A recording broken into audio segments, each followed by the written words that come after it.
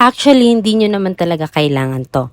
Marami kasing nagtatanong kung gumagamit ba ako ng gel pag nag-IPL ako and kung anong gel daw ginagamit ko. So to be honest, you can use your device directly sa skin naman. Wala namang problema doon.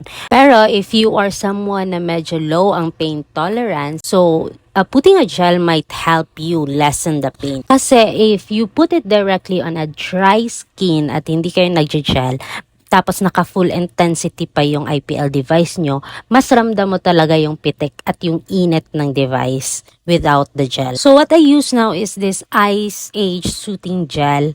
Pero dati, yung gamit ko is itong coconut body oil. Para siyang serum yung texture niya. Okay naman siya, pero ngayon medyo paubos na siya. So, I tried to switch na to this Ice Age Soothing Gel. And the consistency niya compared to the previous one is mas makapal at mas malamig siya sa balat. So, kahit naka full intensity na ako, hindi ko masyadong ramdam yung init with this. At yung redness after session, halos wala na compared to the previous one that I use.